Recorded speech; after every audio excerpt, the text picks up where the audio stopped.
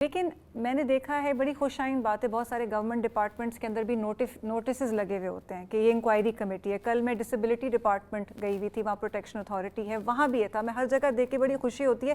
لیکن آپ کو ماننا پڑے گا کہ بہت سارے لوگ ایک باکس ٹکنگ کی طرح اس کو نوٹیفائی کر لیتے ہیں. اس کے پیچھے ٹریننگ کی ضرورت ہے، بیہیویئر کلچر شفٹ کی. تو اس میں آپ کا پلیٹ فارم کیا کر رہا ہے، کس طرح آپ اداروں کی مدد کر سکتی ہیں؟ بالکل آپ نے ٹھیک کہا کہ باکس ٹکنگ کی ہم سب کو ہی عادت ہے. پھر اور اتنی پرائیورٹیز ہوتی ہیں کہ ہراسمنٹ اکثر لوگوں کا مسئلہ نہیں ہوتا.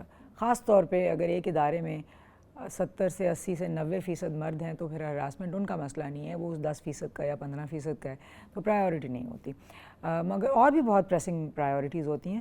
تو وہاں پہ ہمارا رول آ جاتا ہے. وہ یہ ہے کہ ہم انسپیکشن کر کے اداروں میں یہ چیک کر سکتے ہیں اور کرتے ہیں باقاعدگی کے ساتھ کہ کیا کوڈ آف کانڈکٹ ضابطہ اخلاق لگا ہوا ہے کہ نہیں لگا ہوا، کیا harassment inquiry committee in place ہے یا نہیں ہے، اس کی ٹریننگ ہوئی ہے، لوگوں کو آگاہی دی گئی ہے کہ نہیں دی گئی ہے، لوگوں کو یہ پتہ ہے کہ کس کے پاس جانا ہے ہراسمنٹ کے کیس میں.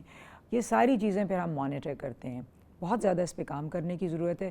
ہم میڈیا کے ذریعے یہ بات زیادہ پھیلانا چاہتے ہیں کہ ہر انسان کا حق ہے کہ اس کے ادارے میں ایک اسٹینڈنگ انکوائری کمیٹی ہو، یعنی کہ ہر وقت موجود رہنے والی.